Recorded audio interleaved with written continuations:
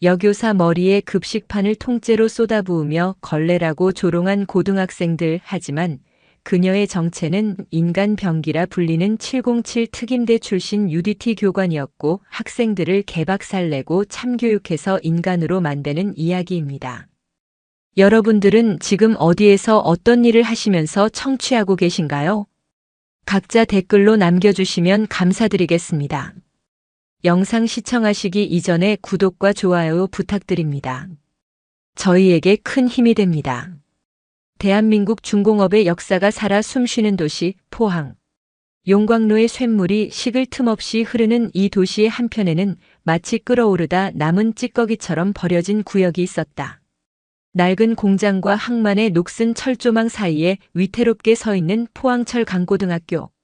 그 중에서도 3학년 8반은 절망의 종착역이자 교사들의 무덤으로 불리는 곳이었다. 이곳에 부임한 교사들은 짧게는 한 달, 길게는 석 달을 버티지 못하고 병가를 내거나 사직서를 던졌다.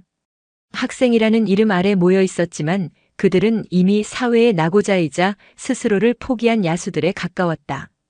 폭언과 폭력, 공공연한 흡연과 무시. 교권이라는 단어는 이 교실에서만큼은 먼 옛날의 유물처럼 취급되었다. 교장 오만석은 책상 위에 놓인 새로운 담임 교사의 인사기록 카드를 보며 깊은 한숨을 내쉬었다. 사진 속의 여성은 30 초반으로 보이는 선이 고운 얼굴에 맑은 눈을 가진 미녀였다. 이름 한설인. 나이 32. 경력 국어교사. 평범해 보이는 이력서 아래 아주 작은 글씨로 적힌 특이사항이 그의 눈에 박혔다.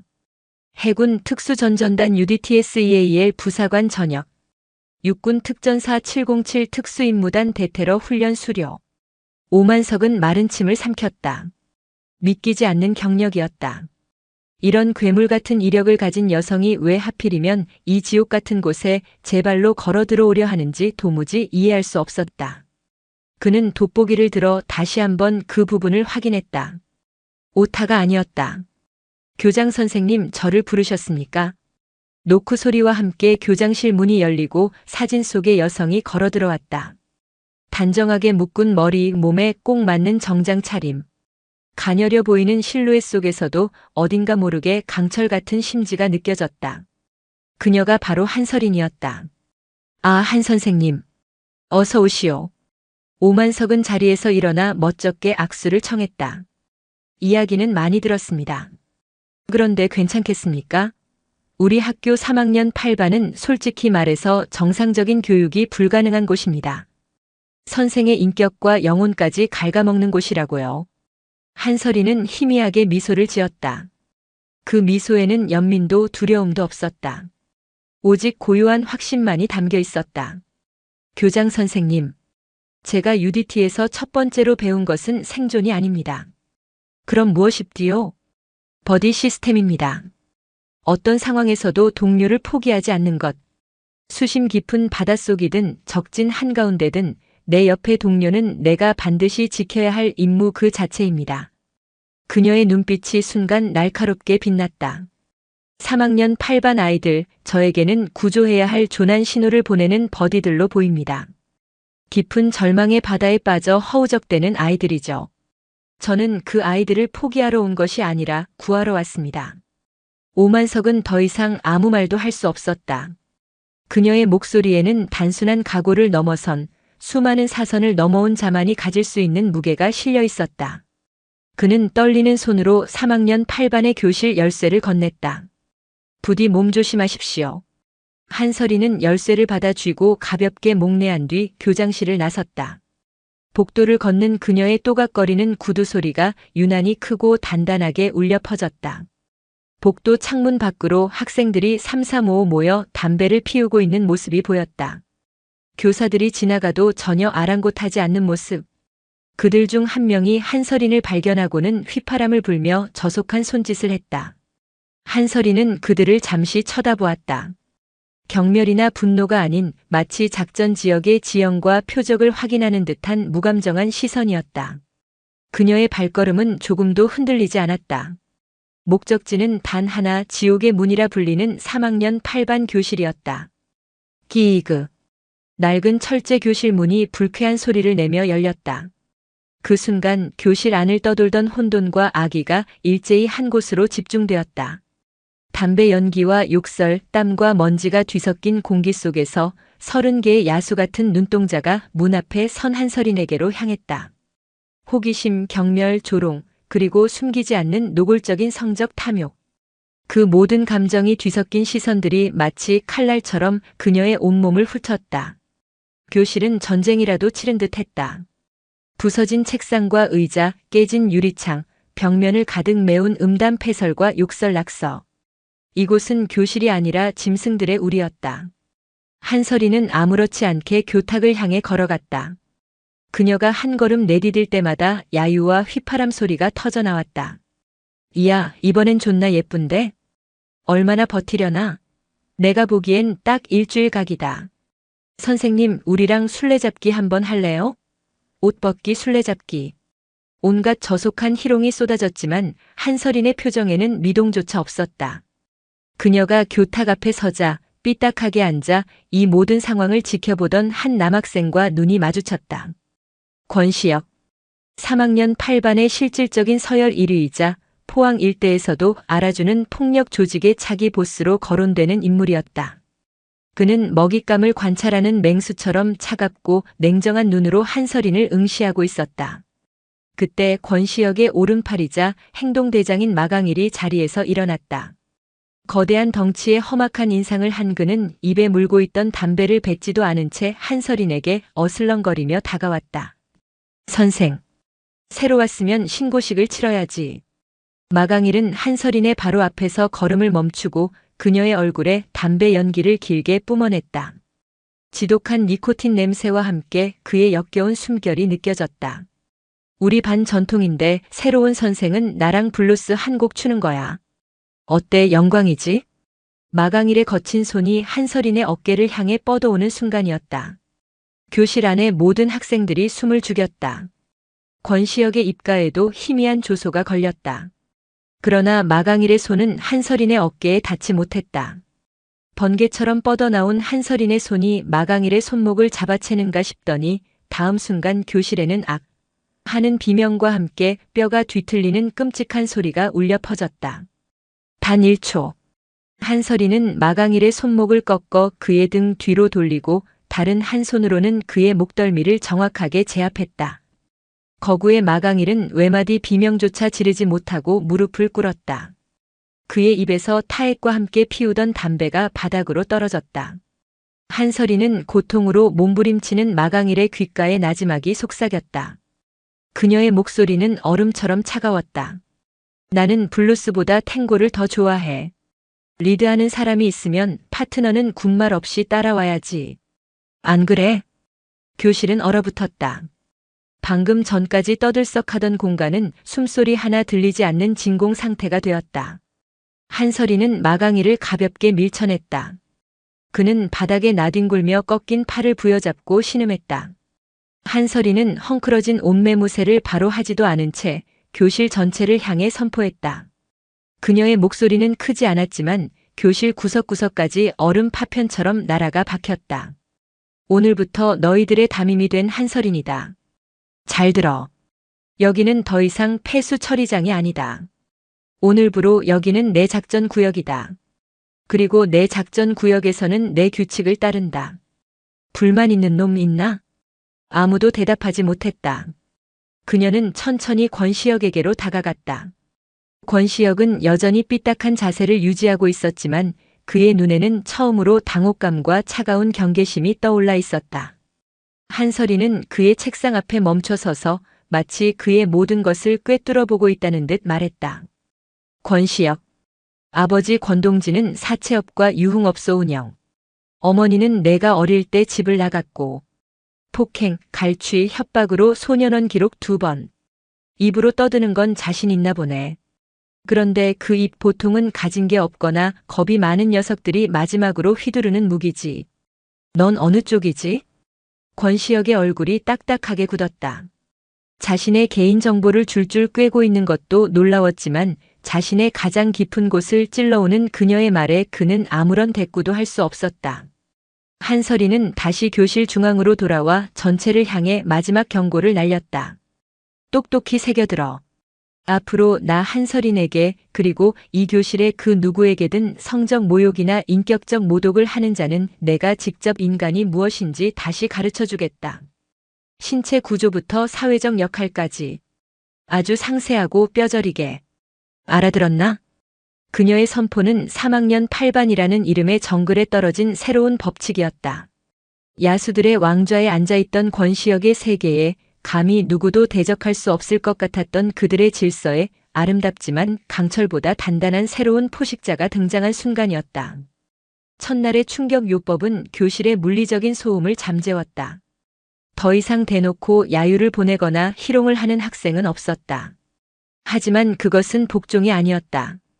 독사들이 다음 공격을 위해 몸을 웅크리듯 아이들은 한설인을 경계하며 날카로운 관망의 자세를 유지했다. 권시혁은 침묵했고 그의 침묵은 8반 전체의 침묵으로 이어졌다. 며칠간의 어색한 평화가 이어졌다. 한설이는 아이들을 윽박지르거나 굴복시키려 하지 않았다. 그녀는 마치 정글 속의 동물 행동학자처럼 아이들 하나하나의 행동과 습관, 관계도를 묵묵히 관찰하고 분석했다. 제압해야 할 적이 아니라 구조 신호조차 보내지 못하는 표적들을 파악하는 과정이었다. 사건은 점심시간에 터졌다. 시끄럽고 혼란스러운 급식실은 포항철 강고의 무질서가 가장 적나라하게 드러나는 공간이었다. 그곳에서 3학년 8반 아이들은 제왕처럼 군림했다. 그날도 마강일과 그 무리들은 다른 학년 학생의 식판을 빼앗고 줄을 서 있는 학생들을 밀치며 행패를 부리고 있었다. 대부분의 교사들은 이를 보고도 못 본 척 고개를 돌리는 것이 일상이었다. 그때 나이가 지긋한 박 선생이 용기를 내어 마강일에게 다가갔다. 마강일, 다른 학생들 괴롭히지 말고 조용히 좀 먹을 수 없겠나? 마강일은 기다렸다는 듯이 비웃음을 터뜨렸다. 아, 박 선생. 아직도 용기가 남아도셨나 봐. 이빨 다 빠진 늙은 호랑이가 어설프게 훈계질이네. 마강일의 조롱에 주변 무리들이 낄낄거리며 웃었다. 박 선생은 모멸감에 얼굴이 붉어졌지만 차마 더 이상 말을 잇지 못하고 돌아섰다. 바로 그 순간 마강일은 비열한 미소를 지으며 발을 뻗어 박 선생의 다리를 걸었다. 어이쿠. 박 선생은 중심을 잃고 그대로 바닥에 넘어졌다. 그의 손에 들려있던 식판이 공중으로 날아올랐고 밥과 국, 반찬들이 사방으로 흩어졌다.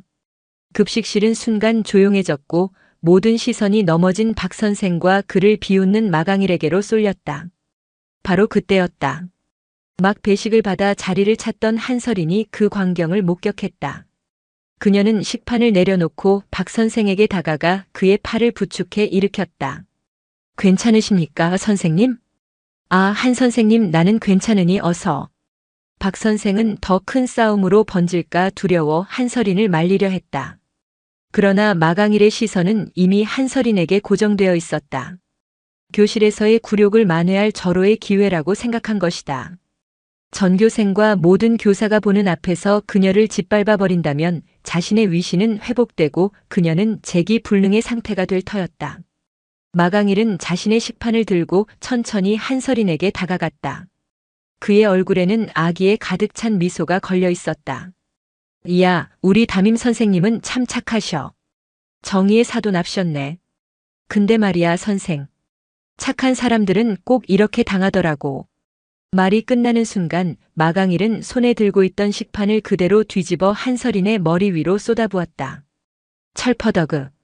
붉은 김치 국물과 뜨거운 밥, 기름진 반찬들이 그녀의 머리와 얼굴, 어깨 위로 끔찍하게 흘러내렸다. 단정한 정장은 순식간에 음식물 쓰레기로 뒤덮였다. 급식실 전체가 숨을 멈췄다. 시간마저 얼어붙은 듯한 정적. 학생들은 경악했고 교사들은 아연실색했다. 이것은 단순한 장난이나 반항이 아니었다. 교사에 대한 명백한 테러이자 인격에 대한 살인이었다. 멀리서 이 모든 것을 지켜보던 권시혁조차 미간을 찌푸렸다. 그의 예상보다 훨씬 선을 넘어버린 행동이었다. 모두가 한설인이 울음을 터뜨리거나 비명을 지르거나 혹은 무력하게 주저앉을 것이라고 예상했다. 하지만 그녀는 그러지 않았다. 한설이는 아무 말 없이 천천히 손을 들어 얼굴을 타고 흐르는 김치 국물을 닦아냈다. 그녀의 움직임은 놀랍도록 침착하고 절제되어 있었다. 고개를 숙이지도 눈을 피하지도 않았다. 그녀는 천천히 고개를 들어 마강이를 바라보았다. 그녀의 눈을 본 순간 마강일은 자신도 모르게 뒷걸음질 쳤다. 그곳에는 분노도 슬픔도 모멸감도 없었다. 오직 빙하보다 차갑고 심해보다 깊은 무감정한 냉기만이 서려 있었다. 그것은 교사의 눈이 아니었다. 적의 급소를 노리는 특수요원의 눈, 생과 사의 경계에서 상대를 응시하는 지휘관의 눈빛이었다. 한설이는 얼음처럼 차가운 목소리로 하지만 급식실의 모든 사람이 들을 수 있을 만큼 또렷하게 말했다. 음식은 소중히 다루라고 배우지 못했나 보군. 그녀는 한 걸음 마강일에게 다가섰다. 그리고 사람은 그보다 훨씬 더 소중히 다뤄야 한다는 것도. 뭐야? 마강일은 저도 모르게 말을 더듬었다. 눈앞의 여성에게서 뿜어져 나오는 압도적인 기세에 짓눌려 숨이 막힐 것 같았다. 바닥에 떨어진 거 내가 한 짓이지. 그럼 내가 치워야지. 내가 미쳤냐? 내가 치워, 걸레 같은 게. 마강일이 욕설을 내뱉으며 한설인을 밀치려고 손을 뻗는 순간 다시 한번 번개가 터졌다. 한설이는 그의 손목을 잡아채는 동시에 몸을 낮춰 그의 중심을 무너뜨렸다. 거대한 마강일의 몸이 균형을 잃고 앞으로 쏠렸다. 한설이는 그 힘을 역이용해 그의 다리를 걸어 넘어뜨렸고 그의 팔을 등 뒤로 꺾어 바닥에 완전히 제압했다. 모든 것이 눈 깜짝할 사이에 일어났다. 끄악! 마강일은 아까와는 비교도 안 되는 고통에 찬 비명을 질렀다. 한설이는 그의 머리를 바닥에 처박은 채 그의 귓가에 속삭였다. 이게 두 번째 수업이다. 모든 행동에는 책임이 따른다는 것. 특히 넘지 말아야 할 선을 넘은 행동에는 반드시 대가가 따른다는 걸 내 뼈에 새겨주지. 한설이는 마강이를 일으켜 세웠다. 아니, 질질 끌고 갔다는 표현이 더 정확했다. 그녀는 그를 바닥에 흩어진 음식물 앞에 내동댕이 쳤다. 치워. 밥알 한 톨, 김치 한 조각 남기지 말고. 내 손으로. 마강일은 고통과 굴욕감에 몸을 떨며 버텼지만 등 뒤에서 느껴지는 한설인의 살기는 그에게 다른 선택지를 허락하지 않았다. 결국 그는 수백 명의 학생과 교사들이 지켜보는 가운데 무릎을 꿇고 바닥에 음식물 쓰레기를 주워 담기 시작했다. 한설이는 김치 국물이 뚝뚝 떨어지는 머리와 더러워진 옷차림 그대로 조금의 흐트러짐도 없이 똑바로 서서 그 모습을 지켜보았다. 그 모습은 차라리 비참하기보다는 전장에서 막 승리하고 돌아온 개선장군처럼 보였다. 권시혁은 자신의 자리에서 조용히 이 모든 광경을 지켜보고 있었다. 그의 눈에는 더 이상 조롱이나 경멸이 없었다. 대신 그는 난생 처음으로 두려움과 경외라는 감정이 뒤섞인 복잡한 표정을 짓고 있었다. 포항철강고 3학년 8반이라는 견고했던 왕국에 진짜 지휘관이 등장했음을 인정할 수밖에 없는 순간이었다. 급식실 사건의 파장은 예상보다 거대했다. 한설인의 이름은 포항철강고 내에서 공포와 경외가 뒤섞인 신화가 되었다. 그녀가 복도를 걸을 때면 모세의 기적처럼 길이 열렸다. 더 이상 그 누구도 그녀에게 감히 시비를 걸거나 눈을 똑바로 마주치지 못했다. 3학년 8반 교실은 마치 폭풍이 휩쓸고 간 뒤의 고요한 폐허와 같았다. 물리적인 소음은 사라졌지만 그 자리를 채운 것은 숨막히는 긴장감과 보이지 않는 탐색전이었다. 한설이는 이 고요함을 승리라고 생각하지 않았다. 그녀는 UDT 시절 적진에 침투하기 전에 그 숨막히는 정적을 수없이 경험했다. 진짜 전쟁은 요란한 총성이 아니라 이 침묵 속에서 시작된다는 것을 알고 있었다. 그녀의 작전 목표는 아이들을 굴복시키는 것이 아니었다. 절망의 바다에서 익사 직전인 그들을 구조하는 것이었다. 그러기 위해서는 표적 개개인의 상태를 정확히 파악해야만 했다. 그녀의 레이더에 가장 먼저 포착된 표적은 이준호라는 학생이었다. 이준호는 3학년 8반의 공식적인 유령이었다. 그는 존재하되 존재하지 않았다. 키는 컸지만 늘 구부정한 자세 때문에 작아 보였다. 얼굴은 늘 창백했고 두꺼운 안경 너머의 눈은 항상 바닥을 향해 있었다. 그는 누구와도 대화하지 않았고 누구도 그에게 말을 걸지 않았다. 그는 살아있는 배경, 움직이는 그림자였다. 하지만 그의 그림자 위에는 항상 포식자들이 도사리고 있었다. 마강일이 한설인에게 제압당한 이후 그의 권력 공백을 노리는 2인자 그룹, 독사파라 불리는 무리가 이준호를 새로운 먹잇감으로 삼았다. 그들은 점심시간이나 쉬는 시간마다 이준호를 화장실이나 외진 계단으로 끌고 가 돈을 빼앗고 폭력을 행사했다. 이준호는 비명 한 번 지르지 않고 저항 한 번 하지 않고 모든 것을 감내했다. 그의 무저항은 가해자들의 폭력성을 더욱 부추기는 기폭제가 되었다. 한설이는 이 모든 것을 놓치지 않았다. 그녀의 시선은 교실 전체를 아우르는 광학 조준경과도 같았다. 국어 시간 그녀는 아이들에게 자화상이라는 주제로 짧은 글을 써서 제출하라는 과제를 내주었다. 아이들은 대부분 욕설을 휘갈기거나 백지를 냈지만 몇몇은 자신의 처지를 비관하는 듯한 짧은 문장을 적어냈다. 그 중에서도 이준호의 글은 한설인의 심장을 찔렀다. 그의 종이에는 단 한 문장이 적혀 있었다. 벽에 얼룩이 되고 싶다. 그것은 단순한 문장이 아니었다. 한 개인이 세상에 보내는 마지막 구조 신호 SOS, 자신의 존재를 지워달라는 처절한 비명이었다. 한설이는 그 종이를 조용히 자신의 수첩에 끼워 넣었다. 작전명 고스트 프로토콜. 투명인간이 되려는 소년을 구출하기 위한 작전이 시작되는 순간이었다. 그날 오후 한설이는 청소를 핑계로 이준호를 교실에 남겼다. 아이들이 모두 빠져나간 텅 빈 교실, 석양이 길게 그림자를 들이우고 있었다. 이준호는 겁에 질린 사슴처럼 어쩔 줄 몰라 하며 그녀의 눈을 피했다. 이준호. 한설인의 나지막한 부름에 그의 어깨가 움찔거렸다. 너 벽에 얼룩이 되고 싶다고 했지. 이준호는 아무 말도 하지 못하고 고개를 더욱 깊이 숙였다. 그의 손이 가늘게 떨리고 있었다. 얼룩은 아무도 신경 쓰지 않으니까. 아프게 하지도 않으니까. 그냥 그렇게 사라지고 싶으니까. 한설인이 그의 마음을 정확하게 꿰뚫자 이준호의 눈에서 기어이 눈물 한 방울이 툭 떨어졌다. 그는 들킬세라 황급히 손등으로 눈물을 훔쳤다. 한설이는 그의 앞에 다가와 쪼그려 앉아 그의 눈높이를 맞췄다. 그녀의 목소리는 군대 교관의 목소리가 아닌 따뜻하고 단단한 온기를 품고 있었다. 나는 내가 보낸 구조 신호를 접수했다. 지금부터 너는 내 엄호하에 특별 훈련에 들어간다. 이건 명령이다. 네네. 이준호가 처음으로 고개를 들어 그녀를 보았다. 그의 눈에는 두려움과 혼란이 가득했다. 첫 번째 훈련. 지금부터 딱 10초간 내 눈을 피하지 않고 똑바로 쳐다본다. 시작. 한설인의 눈은 깊고 고요한 바다와 같았다. 이준호는 그녀의 시선을 마주하는 것만으로도 온몸의 피가 역류하는 듯한 공포를 느꼈다. 1초, 2초 그는 금방이라도 시선을 피하고 싶었지만 그녀의 눈빛에는 그를 단단히 붙잡는 힘이 있었다. 그 눈빛은 그를 비난하지도 동정하지도 않았다. 그저 한 인간으로서 온전하게 그를 바라보고 있었다. 7초, 8초 그의 온몸이 땀으로 젖어들었다. 9초 마침내 10초가 지났다. 됐다. 첫 번째 훈련 성공. 한설이는 자리에서 일어났다.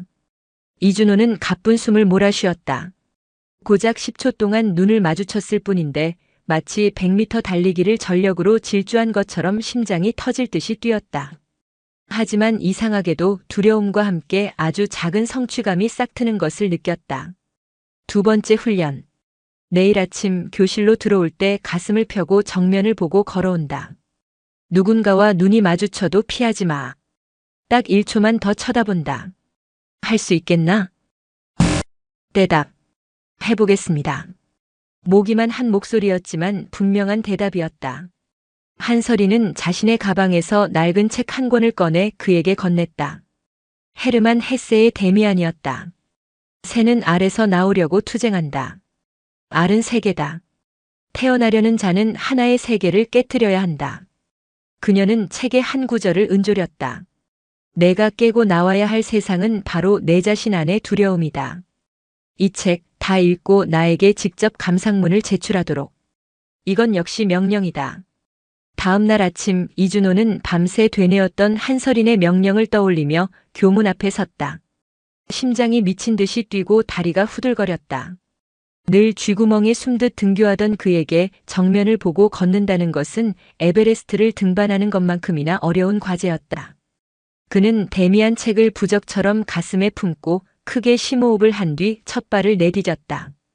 복도를 걸을 때 그는 처음으로 다른 학생들의 얼굴을 보았다.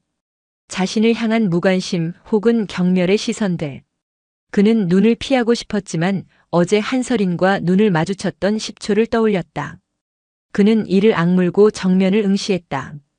교실 문 앞에 섰을 때 그는 독사파 무리와 마주쳤다. 그들은 이준호를 발견하고는 어김없이 비웃으며 그의 앞을 가로막았다. 어쭈, 이 새끼 오늘 고개 빳빳하게 들고 다니네. 어제 어디서 좋은 약이라도 빨았냐? 리더 격인 남학생이 그의 어깨를 강하게 밀쳤다.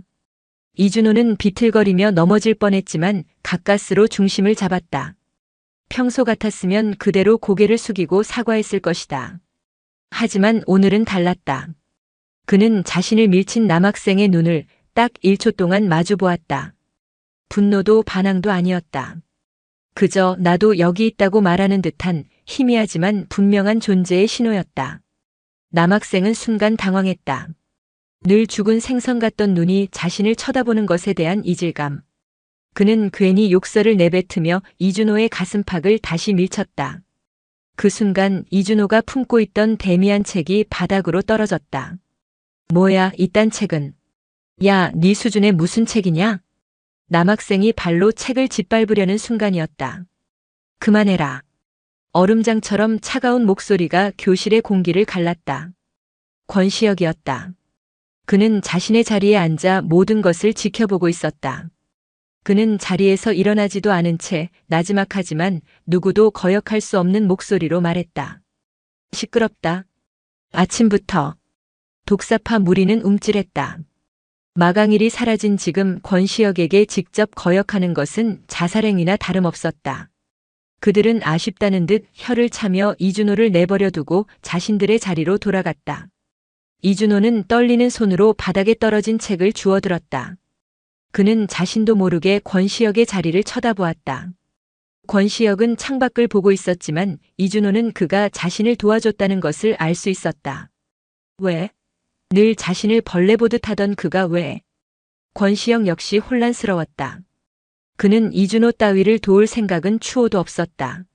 하지만 한설인이 온 이후 교실의 미묘한 변화, 그리고 방금 전 이준호의 눈빛에서 보았던 아주 작은 불씨가 그의 심기를 건드렸다. 그것은 동정이 아니었다. 자신의 완벽하게 통제된 왕국에 자신의 허락도 없이 새로운 질서를 만들려는 한설인에 대한 불쾌감, 그리고 그 질서에 반응하기 시작한 가장 미약한 존재에 대한 기묘한 호기심이었다. 한설인은 교실 뒤편에서 이 모든 것을 지켜보고 있었다. 그녀의 입가에 누구도 눈치채지 못할 만큼 희미한 미소가 떠올랐다. 고스트 프로토콜 1단계 완료. 얼어붙었던 땅에 아주 작은 균열이 생기기 시작했다. 이제 그 균열을 부수고 새로운 싹을 틔울 차례였다. 3학년 8반에 깃든 변화의 씨앗은 아주 미약했지만 분명히 존재했다. 이준호는 더 이상 땅만 보고 걷지 않았고 독사파 무리의 괴롭힘도 권시혁의 암묵적인 경고 아래 눈에 띄게 줄어들었다.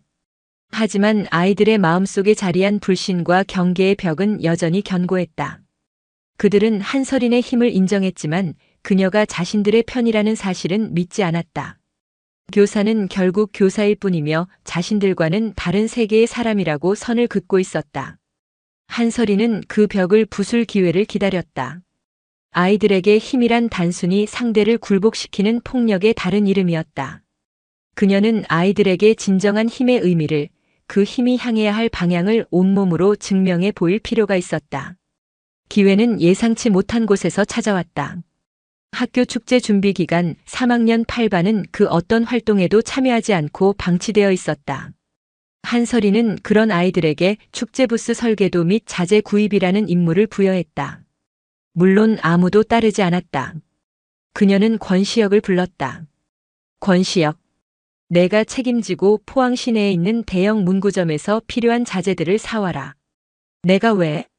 권시혁은 코웃음을 쳤다. 이건 명령이다. 그리고 혼자 가는 게 아니야. 한설이는 교실 구석에 앉아있는 이준호를 가리켰다. 이준호랑 같이 간다. 필요한 물품 목록은 이준호가 가지고 있으니 너는 운반과 경호를 책임지도록. 왕과 유령의 조합. 교실의 모든 아이들이 황당하다는 듯 그들을 쳐다봤다. 권시혁의 얼굴이 험악하게 일그러졌다. 자신에게 이런 모욕적인 임무를, 그것도 가장 하찮게 여기는 이준호와 함께 하라는 것은 명백한 도발이었다. 장난합니까, 지금? 내 임무에 장난은 없다. 그리고 이건 너희 둘에게만 주는 특별 과제이기도 하다. 주제는 협력. 수행하지 못할 시 그에 상응하는 페널티가 부여될 거다. 한설인의 눈은 농담을 하고 있지 않았다. 권시혁은 주먹을 꽉 쥐었지만 결국 어쩔 수 없이 자리에서 일어났다. 그는 이준호를 잡아먹을 듯이 노려보며 교실을 나섰다. 이준호는 사형장으로 끌려가는 죄수처럼 창백한 얼굴로 그의 뒤를 따랐다. 학교 밖을 나선 두 사람 사이에는 숨막히는 침묵만이 흘렀다. 권시혁은 분노에 차 있었고 이준호는 공포에 질려 있었다. 그들은 버스를 타고 시내 중심가인 환호동으로 향했다.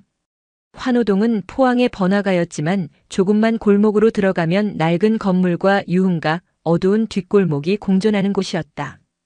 자재 구입은 생각보다 순조롭게 끝났다. 문제는 돌아오는 길에 발생했다. 양손 가득 무거운 짐을 들고 버스 정류장으로 향하던 그들의 앞을 불량해 보이는 성인 무리가 가로막았다. 대여섯 명은 좋게 되어 보이는 그들은 하나같이 험악한 인상에 온몸에는 문신이 가득했다. 그들 중 리더로 보이는 남자가 권시혁의 얼굴을 아는 체하며 다가왔다. 어이, 권 사장 아들 아니야? 내 애비가 우리 돈 떼먹고 잠수 타서 한참 찾았는데 아들이 대신 효도하려나 보네. 그들은 권시혁의 아버지 권동진에게 돈을 빌려준 사채업자 무리였다. 권시혁의 얼굴이 차갑게 굳었다. 길 비켜. 상관없는 일이야. 상관이 왜 없어? 아비가 싼 똥 자식이 치우는 게 이 바닥 룰 아니겠냐? 남자가 비웃으며 권시혁의 멱살을 잡았다. 그 순간 권시혁의 눈빛이 돌변했다. 그는 들고 있던 짐을 바닥에 내팽개치고 남자의 손목을 비틀어 꺾었다. 악! 남자가 비명을 지르며 물러섰다. 순식간에 골목 안의 분위기가 험악해졌다. 사채업자 무리가 일제히 권시혁에게 달려들었다. 권시혁은 고등학생 수준에서는 적수가 없는 싸움꾼이었지만 상대는 산전수전 다 겪은 성인들이었다. 게다가 수적으로도 절대적으로 불리했다. 권시혁은 두세 명을 상대하는 동안 등 뒤에서 날아온 발길질에 옆구리를 맞고 비틀거렸다. 그 틈을 놓치지 않고 다른 남자가 그의 얼굴에 주먹을 날렸다. 입술이 터지고 비릿한 피맛이 입안에 퍼졌다. 이준호는 무거운 짐을 끌어안은 채 새하얗게 질려 구석에서 이 모든 것을 지켜볼 뿐이었다. 아무것도 할 수 없었다. 권시혁이 무릎을 꿇리기 직전 절체절명의 순간이었다. 거기까지. 골목 어귀에서 들려온 목소리는 강철처럼 차갑고 날카로웠다. 모두의 시선이 그곳으로 향했다. 학교에서 입던 단정한 정장이 아닌 활동하기 편한 검은색 트레이닝복 차림의 한설인이 서 있었다. 그녀는 언제부터 그곳에 있었는지 그림자처럼 소리 없이 나타나 있었다. 사채업자 무리는 갑자기 나타난 여자를 보고는 어이없다는 듯 웃음을 터뜨렸다. 뭐야, 저녀는? 애들 선생님이라도 되나? 몸매는 좋은데 잘못 끼어들면 다친다고. 곱게 집으로 가시지. 리더 격인 남자가 음흉한 미소를 지으며 한설인에게 다가갔다. 선생님, 애들 교육은 학교에서나 하시고 우리 일에 끼어들지 않는 게 좋을 텐데. 아니면 우리랑 좀 더 재미있는 교육 한번 해볼까? 남자의 더러운 손이 그녀의 어깨를 향해 뻗어왔다. 권시혁은 피를 닦으며 소리쳤다. 오지 마. 위험하. 하지만 그의 말은 끝을 맺지 못했다. 남자의 손이 닿기 직전 한설인의 몸이 스프링처럼 튀어올랐다. 그녀의 움직임은 눈으로 따라가기 힘들 정도로 빠르고 간결했다. 그녀는 남자의 손목 관절을 정확히 꺾어 제압하고 그대로 그의 팔을 지렛대 삼아 몸을 회전시켜 그의 목에 다리를 감았다. 특수부대에서 사용하는 시저스 홀드였다. 컥! 남자는 비명조차 지르지 못하고 바닥에 쓰러져 발버둥 쳤다. 순식간에 벌어진 일에 나머지 무리들은 잠시 멍하니 서 있었다. 그 짧은 순간을 한설이는 놓치지 않았다. 그녀는 가장 가까이 있던 남자의 명치를 팔꿈치로 가격했다.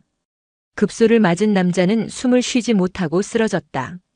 다른 남자가 주머니에서 접이식 칼을 꺼내 휘둘렀다. 한설이는 몸을 숙여 칼날을 피하는 동시에 상대의 손목 안쪽 급소를 손날로 내리쳤다. 쨍그랑 소리와 함께 칼이 바닥에 떨어졌고 남자는 감전이라도 된 듯 손목을 부여잡고 비명을 질렀다.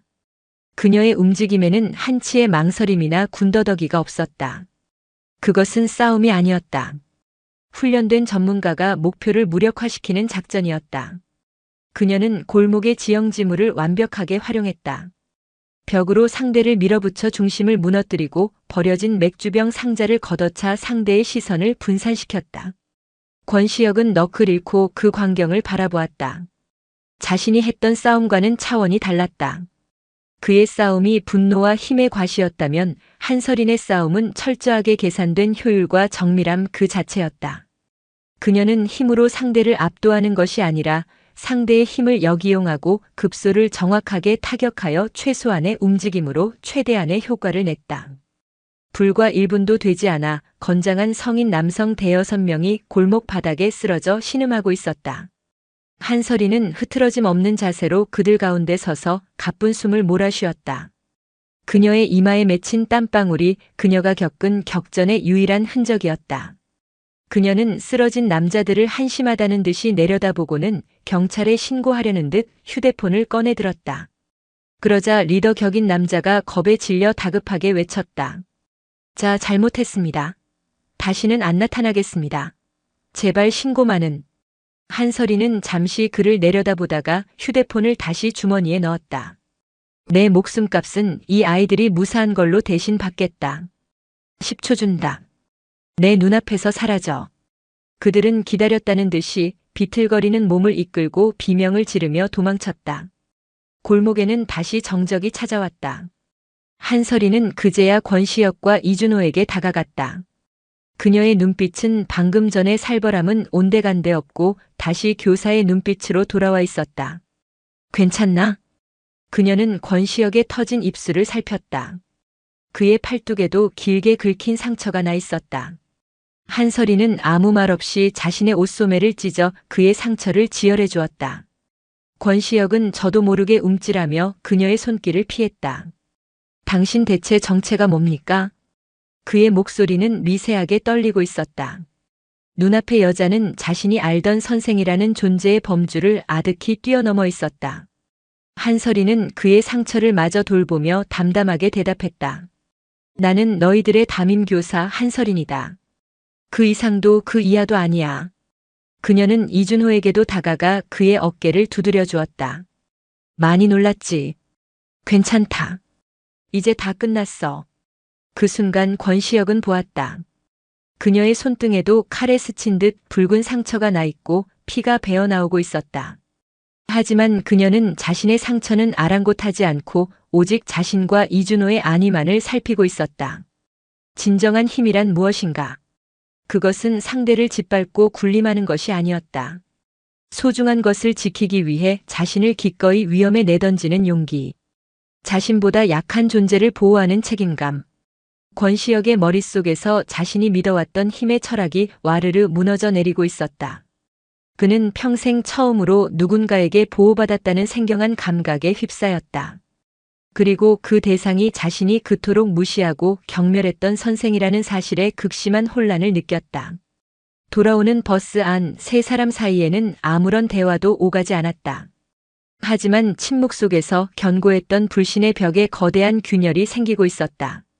왕국의 폭군은 처음으로 자신을 지키는 강철의 지휘관을 만난 것이다. 환호동 뒷골목의 격전은 학교에 알려지지 않았다. 한설인과 권시혁, 이준호 세 사람만의 비밀이 되었다. 하지만 그날의 사건은 권시혁의 내면에 거대한 파문을 일으켰다. 그는 며칠 밤낮으로 한설인의 모습을 떨쳐낼 수 없었다. 자신을 막아서던 그 단단한 등, 상대를 압도하던 강철 같은 눈빛, 그리고 자신의 상처를 치료해주던 그 무심한 듯 따뜻했던 손길까지. 모든 것이 그의 심장을 어지럽게 두드렸다. 그는 혼란스러웠다. 한설이는 자신이 경멸하던 어른이자 선생이었다. 그런데 왜 그녀에게서는 자신이 그토록 갈망했던 진짜 강함이 느껴지는 것일까? 그녀는 대체 어떤 사람이기에 자신과 같은 패급들을 위해 기꺼이 몸을 던지는 것일까? 의문은 꼬리에 꼬리를 물고 그의 머릿속을 헤집었다. 그러던 중 학교에 불길한 소문이 퍼지기 시작했다. 한설인의 과격한 학생 지도 방식에 대해 익명의 투서가 교육청에 접수되었다는 것이었다. 특히 급식실에서 마강이를 폭력적으로 제압했던 사건이 주요 문제로 거론되며 교육청 감사가 시작될 것이라는 말까지 나돌았다. 교무실의 분위기는 싸늘하게 식었고 다른 교사들은 그녀를 대놓고 피하기 시작했다. 학생을 위한다는 명분 아래 학교의 명예를 실추시킨 문제 교사라는 낙인이 찍힌 것이다. 권시혁은 이 모든 상황이 자신 때문에 시작된 것 같아 참을 수 없는 죄책감과 분노를 느꼈다. 자신을 지키기 위해 싸웠던 그녀가 이제는 세상의 공격을 받는 방패막이가 되어버린 꼴이었다. 그는 처음으로 누군가를 위해 무언가를 해야 한다는 강렬한 충동에 휩싸였다. 그날 하교 시간 권시혁은 모두가 떠난 교무실에 홀로 남아 서류를 정리하고 있는 한설인을 찾아갔다. 노을이 붉게 물든 창가에 선 그녀의 뒷모습은 그날 골목에서 봤던 모습과 겹쳐졌지만 어딘지 모르게 위태롭고 외로워 보였다. 할 말 있습니다. 권시혁의 목소리에 한설인이 천천히 돌아보았다. 그녀의 얼굴은 평소와 다름없이 담담했지만 눈빛에는 깊은 피로감이 서려 있었다. 무슨 일이지? 환호동에서 왜 그렇게까지 했습니까?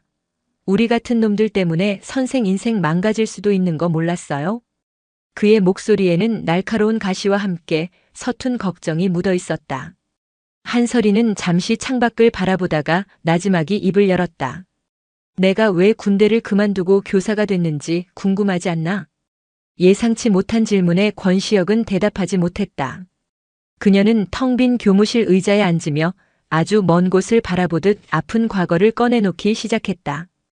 UDT 교관 시절 나에게 하태준이라는 부사관 후보생이 있었다. 너처럼 가정 환경이 불우했고 세상에 대한 분노로 가득 찬 아이였지. 눈빛이 딱 너 같았어. 도끼 넘치고 누구에게도 마음을 열지 않고. 나는 그 아이의 가능성을 봤어.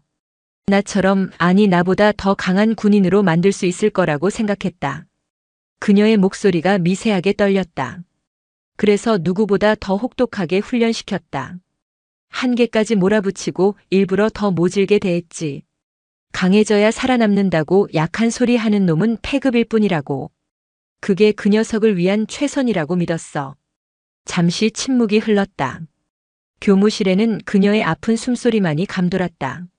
하지만 나는 틀렸어. 그 아이에게 필요했던 건 더 강한 훈련이 아니었어. 그 녀석은 마지막 야간 침투 훈련 전날 밤 스스로 목숨을 끊었다. 유서에는 딱 한 줄 적혀 있었지. 저는 역시 패급인가 봅니다. 그 순간 권시혁은 숨을 쉴 수가 없었다. 패급. 자신과 친구들이 스스로를 비웃으며 내뱉던 그 단어가 비수가 되어 심장에 박히는 듯 했다. 한설인의 눈에서 기어이 눈물 한 방울이 흘러내렸다. 강철 같던 그녀가 처음으로 보여주는 약한 모습이었다. 나는 그 녀석을 살릴 수 있었어. 더 강하게 만드는 게 아니라 그냥 따뜻하게 한번 안아줬어야 했어. 괜찮다, 실수할 수도 있다. 너는 패급이 아니라고. 그렇게 말해줬어야 했어. 그녀는 흐르는 눈물을 닦지도 않은 채 자책 섞인 목소리로 말을 이었다. 하태준의 죽음은 나의 오만과 욕심 때문이었다. 나는 최고의 교관이 되고 싶다는 내 욕심 때문에 살려달라고 비명을 지르던 한 아이의 영혼을 죽인 거야. 그 죄책감을 안고 더 이상 군복을 입을 수가 없었다. 그래서 교사가 된 거야. 하태준처럼 너희들처럼 세상으로부터 패급이라 손가락질 받는 아이들을 만나러. 그 아이들이 스스로를 포기하지 않도록 마지막 순간까지 옆에서 버텨주는 어른이 되고 싶어서. 그녀는 눈물 젖은 눈으로 권시혁을 똑바로 바라보았다. 환호동에서 내가 한 행동은 위험한 짓이 아니야. 그건 죽은 태준이에게 보내는 내 속죄고 너희들에게 하는 내 약속이야. 나는 절대로 너희를 먼저 포기하지 않겠다고. 모든 것을 알게 된 순간 권시혁의 심장을 올가매던 분노와 의문, 혼란의 감정들이 눈 녹듯이 사라졌다. 그 자리에는 거대한 슬픔과 함께 자신과 똑같은 상처를 가진 한 인간에 대한 깊은 이해와 연민이 차올랐다. 그녀는 완벽한 강자가 아니었다. 지울 수 없는 깊은 흉터를 안고 속죄하기 위해 지옥으로 걸어 들어온 또 다른 상처 입은 영혼이었다. 권시혁은 자신도 모르게 한 걸음 그녀에게 다가갔다. 그리고 평생 누구에게도 해본 적 없는 서툴고 어색한 위로의 말을 건넸다. 그 사람 당신 탓 아니야. 그 말을 내뱉는 순간 권시혁의 마음속에 자리 잡고 있던 견고한 성벽이 와르르 무너져 내렸다. 세상에 대한 불신과 분노로 쌓아 올렸던 그 차가운 벽이 허물어진 자리에 존경과 신뢰 그리고 뜨거운 동료애의 싹이 움트기 시작했다. 그는 더 이상 반항기 가득한 문제아가 아니었다. 상처 입은 자신의 지휘관을 지키기 위해 기꺼이 총을 들 준비가 된 충직한 부하였다. 3학년 8반이라는 이름의 왕국에 진정한 의미의 혁명이 시작되고 있었다. 교육청 감사가 시작된다는 소문은 더 이상 뜬구름 잡는 이야기가 아니었다. 월요일 아침 교장 오만석의 혼이 빠진 얼굴과 함께 검은색 세단 한 대가 정적을 깨고 포항철 강고 교문 안으로 미끄러져 들어왔다.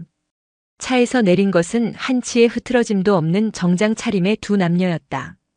특히 서류 가방을 들고 내린 여성 감사팀장 윤미정의 서늘한 눈빛은 학교 전체의 공기를 순식간에 얼려버릴 듯한 냉기를 품고 있었다.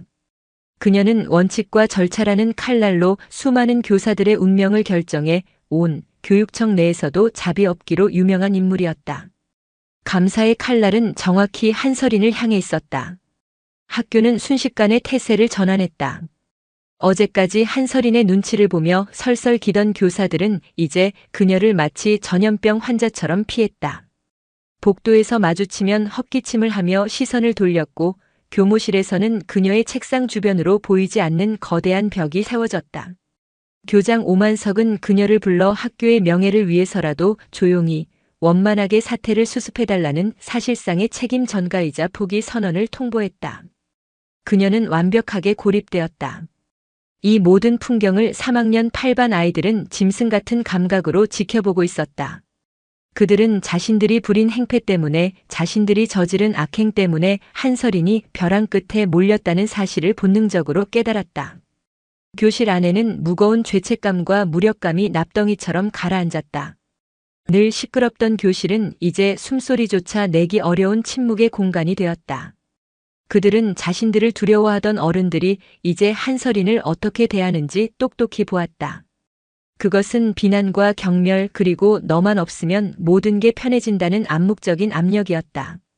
권시혁의 머릿속은 그 어느 때보다 복잡했다. 한서린이 눈물을 보이며 털어놓았던 하태준 후보생의 이야기가 귓가에 생생하게 맴돌았다. 저는 역시 패급인가 봅니다. 그 유서의 마지막 문장이 마치 자신의 이야기처럼 심장을 후벼 팠다. 어른들은 세상은 늘 이런 식이었다. 자신들의 기준에 맞지 않으면 패급이라는 낙인을 찍고 가차없이 시스템 밖으로 밀어내버린다. 이제 그들은 자신들을 지키려 했던 한서린에게 똑같은 짓을 하려 하고 있었다. 그녀를 자격 미달의 문제 교사라는 패급으로 만들어 이 지옥 같은 학교에서 쫓아내려는 것이다. 안 돼. 그렇게 둘 순 없어. 권시혁은 자리에서 벌떡 일어났다. 평생 누군가를 위해 싸워본 적 없는 그였다. 늘 자신의 분노와 생존을 위해서만 주먹을 휘둘렀다. 하지만 지금 그의 안에서는 완전히 다른 종류의 투지가 불타오르고 있었다. 그것은 분노가 아닌 의지였고 파괴가 아닌 수호를 향한 열망이었다. 그는 처음으로 폭군이 아닌 리더로서 교탁 앞에 섰다. 어수선하게 앉아있던 아이들의 시선이 모두 그에게로 향했다.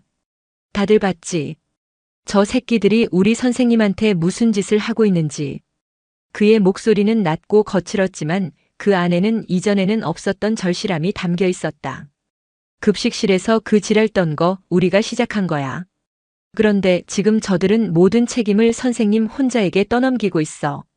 우리 때문에, 우리 같은 패급 새끼들 때문에 저렇게 된 거라고. 이대로 그냥 보고만 있을 거냐? 아무도 쉽게 대답하지 못했다. 무력감이 교실을 지배하고 있었다. 그때 가장 구석진 자리에서 늘 유령처럼 앉아있던 이준호가 조용히 손을 들었다. 모두의 시선이 그에게 쏠렸다. 한서린의 고스트 프로토콜 이후 조금씩 자신의 존재감을 찾아가던 그였다. 탄원서를 쓰면 어떨까? 그의 목소리는 작았지만 침묵 속에서는 누구의 외침보다도 크게 울렸다. 우리가 선생님이 어떤 분인지, 우리에게 어떤 의미였는지 글로 써서 제출하는 거야. 우리가 직접. 혁명적인 제안이었다. 주먹과 욕설 외에는 자신을 표현할 방법을 몰랐던 아이들에게 글로 싸우자는 제안은 생경했지만 동시에 유일한 희망처럼 느껴졌다. 권시혁의 눈이 빛났다. 그는 이준호를 가리켰다. 좋은 생각이다. 이준호, 내가 탄원서 초안 작성을 맡아. 넌 할 수 있어. 그리고 그는 교실을 둘러보며 과거 자신의 수족처럼 부리던 독사파 무리를 지목했다. 너희들은 우리 반 애들 전원에게 서명을 받아와. 단 한 명도 빼놓지 말고. 이건 부탁이 아니라 명령이다. 방패작전. 아이들은 스스로 작전명을 붙였다. 외부의 부당한 공격으로부터 자신들의 지휘관을 지키기 위한 그들 생애 최초의 조직적인 저항이었다. 교실은 다시 활기를 띠기 시작했다. 하지만 그 활기는 이전의 혼돈과는 질적으로 달랐다. 공동의 목표를 향한 건강한 에너지였다. 이준호는 밤을 새워 탄원서를 썼다. 한서린이 건네준 데미안을 읽으며 어설프게나마 깨우쳤던 문장의 힘을 총동원했다. 그는 미사여구를 쓰지 않았다. 대신 3학년 8반에 일어났던 작은 변화들을 담담하게 적어 내려갔다. 땅만 보고 걷던 자신이 처음으로 하늘을 보게 된 이야기, 욕설 외에는 대화가 없던 교실에서 처음으로 친구의 이름을 불러준 이야기, 그리고 한서린이라는 어른이 어떻게 자신들을 폐급이 아닌 구조가 필요한 사람으로 바라봐 주었는지에 대한 이야기였다. 그의 글에는 서툴지만 진심이 담겨 있었다. 독사파 무리의 서명운동은 난관에 부딪혔다. 아이들은 냉소적이었다. 우리가 이런 거 한다고 뭐가 달라져? 괜히 밉보였다가 찍히면 어쩌려고. 하지만 독사파 아이들은 포기하지 않았다. 과거의 폭력적인 방식이 아닌 서툰 설득으로 맞섰다. 야, 그래도 그 선생은 좀 달랐잖아. 우리를 사람 취급은 해줬잖아. 그 과정에서 그들은 처음으로 타인에게 고개를 숙이고 자신들의 생각을 설명하고 동의를 구하는 법을 배웠다. 마침내 3학년 8반 학생 전원의 이름과 지장이 찍힌 탄원서가 완성되었다. 권시혁과 이준호 그리고 몇몇 아이들이 대표로 탄원서를 들고 감사팀이 임시로 사용하고 있는 회의실로 향했다. 그들의 발걸음은 비장했고 표정은 굳어 있었다. 무슨 일이지? 감사팀장 윤미정은 서류에서 눈을 떼지도 않은 채 차갑게 물었다. 권시혁이 대표로 나서 탄원서를 내밀었다. 저희 담임 선생님에 대한 탄원서입니다. 저희의 이야기를 들어주십시오. 윤미정은 그제야 고개를 들었다. 그녀는 아이들과 탄원서를 번갈아 훑어보더니 안경을 고쳤으며 서류를 받아들었다. 그녀는 탄원서를 빠르게 읽어내려갔다. 아이들은 숨을 죽이고 그녀의 반응을 기다렸다. 잠시 후 윤미정은 탄원서를 책상 위에 내려놓았다. 그녀의 표정에는 어떤 변화도 없었다. 감정적인 호소는 잘 들었다. 그녀의 목소리는 얼음 조각 같았다. 하지만 감사는 규정과 절차에 따라 객관적인 사실관계를 확인하는 과정이다. 학생들의 개인적인 감상이나 주관적인 의견이 개입될 여지는 없어. 하지만 이건 사실입니다. 선생님이 오시고 우리 반은 변했다고요. 이준호가 자신도 모르게 소리쳤다. 윤미정의 시선이 이준호에게 향했다. 변화? 내가 보고받은 자료에 의하면 한서린 교사는 부임 첫날부터 학생에게 폭력을 행사했고 전교생이 보는 앞에서 또 다른 학생을 신체적으로 제압했다. 이것이 너희가 말하는 긍정적인 변화의 과정인가? 그녀는 자리에서 일어나 아이들을 차갑게 내려다보았다. 너희들의 담임 교사를 위하는 마음은 알겠지만 이건 너희가 나설 일이 아니다. 돌아가서 공부나 하도록. 너희의 이런 돌발 행동이 오히려 한서린 교사의 입장을 더 난처하게 만들 뿐이야. 그것은 완벽한 기각이자 철저한 무시였다. 아이들의 진심은 미성숙한 학생들의 감정적인 호소로 치부되었고 그들의 용기는 상황을 악화시키는 돌발 행동으로 규정되었다. 방패작전은 어른들의 견고하고 차가운 논리의 벽 앞에서 처참하게 실패했다. 아이들은 망연자실한 채 회의실을 나왔다. 복도를 걸어 교실로 돌아오는 그 짧은 거리가 천길 낭떠러지처럼 느껴졌다. 그들은 다시 한번 깨달았다. 자신들은 어쩔 수 없는 패급이며 자신들의 목소리는 이 세상 어디에도 닿지 않는다는 것을. 교실로 돌아온 아이들은 아무 말 없이 자리에 주저앉았다. 희망으로 타오르던 교실은 이전보다 훨씬 더 깊고 차가운 절망의 그림자에 잠식되고 있었다. 감사 마지막 날 학교에는 폭풍 전야의 무거운 침묵이 흘렀다. 한설인에 대한 징계위원회가 회부될 것이라는 소문이 기정사실처럼 퍼졌다. 아이들은 패배감에 젖어 고개를 숙이고 있었고 한서아라이에는 묵묵히 자신의 운명을 받아들일 준비를 하고 있었다. 그녀는 자신의 안위보다 이번 일로 인해 아이들이 받았을 상처와 다시금 스스로를 패급이라 여기게 될 절망감이 더 두려웠다. 최종 감사 결과 보고를 위해 윤미정 감사팀과 교장 그리고 한설인이 다시 회의실에 모인 오후였다. 형식적인 절차만이 남아있는 사실상의 사형 선고나 다름없는 자리였다. 바로 그 순간 학교 복도 저편에서부터 고성과 함께 육중한 무언가가 부딪히는 소리가 들려왔다. 어떤 년이야? 내 아들한테 이상한 바람 넣은 년이 누구냐고. 회의실 문이 거칠게 열어 젖혀지고 술에 절어 눈이 시뻘겋게 충혈된 중년 남자가 비틀거리며 들어섰다. 권시혁의 아버지 권동진이었다. 그는 사채업자들에게 아들이 얻어맞고 웬 미친 여선생이 끼어들었다는 이야기를 전해 듣고는 모든 문제의 원인이 한설인에게 있다고 단정하고 학교로 쳐들어온 것이었다. 당신이 한설인이야? 권동진은 술 냄새를 풍기며 한설인에게 손가락질을 했다. 그의 눈에는 이성을 잃은 분노와 폭력성이 가득했다. 내가 뭔데 내 아들 인생에 끼어들어. 가뜩이나 문제 많은 놈 학교에서 쥐 죽은 듯이 있다가 졸업이나 시키면 될 것을. 내가 나서서 일을 이따위로 만들어? 교장 오만석이 기겁하며 그를 말렸다. 권 선생님 진정하시고 여긴 지금. 닥쳐. 권동진은 교장을 거칠게 밀어냈다. 당신들 전부 한통속이지? 내 아들 하나 어떻게 해보려는 거 아니냐고. 이 모든 소란을 들은 권시혁이 회의실로 달려왔다. 그리고 문 앞에서 그는 얼어붙었다. 자신의 인생을 지배해온 공포의 근원 아버지. 그리고 자신에게 처음으로 다른 삶이 가능하다고 말해준 어른 한설인. 그 두 사람이 대치하고 있는 광경은 그의 모든 사고를 마비시켰다. 어릴 적 어머니에게 폭력을 휘두르던 아버지 앞에서 아무것도 하지 못하고 떨기만 했던 그날의 기억이 발목을 붙잡았다. 권동진의 분노는 극에 달했다. 그는 회의실 테이블 위에 있던 서류 뭉치를 집어 던지며 한설인에게 달려들었다. 이 미친년이. 오늘 내가 내 버르장머리를 고쳐주마. 그가 폭력으로 상대를 굴복시키던 평생의 습관대로 한설인을 향해 손을 치켜드는 순간이었다. 한설인은 피하지 않았다. 오히려 그녀는 본능적으로 몸을 날려 겁에 질린 교장과 윤미정 감사관의 앞을 가로막았다. 자신의 뒤에 있는 사람들을 보호하려는 지휘관의 자세였다.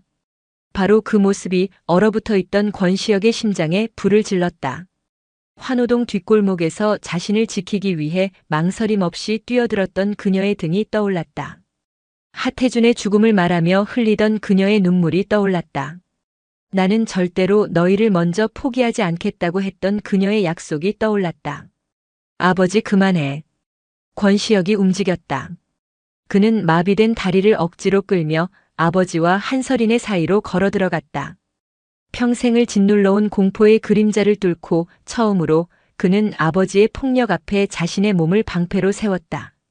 권동진은 아들의 등장에 잠시 당황했지만 이내 분노가 치밀어 올랐다. 이 자식이 지금 전염편을 드는 거냐? 너까지 미쳤어? 그는 방향을 바꿔 아들의 뺨을 향해 손을 날렸다. 퍽 하는 둔탁한 소리 대신 탁 하는 날카로운 소리가 회의실을 울렸다. 한설인이 번개 같은 속도로 권동진의 손목을 붙잡아 막아낸 것이었다. 그녀의 손아귀 힘은 강철 펜치 같아서 건장한 권동진조차 손목을 빼낼 수 없었다. 자식에게 폭력을 휘두르는 건 훈육이 아닙니다. 그건 그냥 범죄입니다. 한서린의 차갑고 단호한 목소리가 권동진의 이성을 후려쳤다. 그 순간 권시혁의 안에 억눌려 있던 모든 감정의 둑이 터져나왔다. 그의 눈에서 뜨거운 눈물이 폭포수처럼 쏟아졌다. 나 다시는 아버지처럼 살지 않을 거야. 평생 술 마시고 엄마 때리고 나 때리고 그렇게 사는 거 이제 지긋지긋해. 나는 그렇게 안 살아 절대로. 그의 절규는 회의실의 모든 사람들의 심장을 관통했다. 이 사람은 강지영 선생님은 나한테 처음으로 내 인생을 살라고 말해준 사람이야. 아버지처럼 되지 않을 수 있다고, 너는 폐급이 아니라고 말해준 첫 번째 어른이라고. 모든 광경을 처음부터 끝까지 숨죽여 지켜보던 감사팀장 윤미정의 얼굴에 미세한 균열이 일어났다. 그녀의 얼음장 같던 눈동자가 흔들리고 있었다. 그녀는 한서린 교사의 폭력성 및 자질 부족에 대한 징계 요구라는 제목이 적힌 보고서 초안을 조용히 집어들었다. 그리고 모두가 보는 앞에서 그 보고서를 푹푹 찢어버렸다. 조각난 종이가 테이블 위로 흩어졌다. 윤미정은 교장 오만석과 여전히 권동진의 손목을 붙잡고 있는 한서린, 그리고 울부짖는 권시혁을 바라보며 나지막이 말했다. 그녀의 목소리에는 더 이상 냉기가 없었다. 방금 저는 무너진 한 가정이, 그리고 그 안에서 상처받은 한 아이가 학교라는 공간 안에서 한 선생님의 도움으로 스스로 일어서는 순간을 목격했습니다. 그녀는 한서린을 향해 시선을 돌렸다. 보고서는 다시 작성하겠습니다. 한서린 선생님의 교육 방식은 징계 대상이 아니라 오히려 우리가 적극적으로 지원하고 그 경과를 지켜봐야 할 특별 사례로 기록될 것입니다.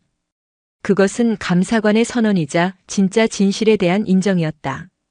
서류와 규정 속에 갇혀있던 진실이 아닌 한 아이의 눈물과 용기 속에서 드러난 살아있는 진실.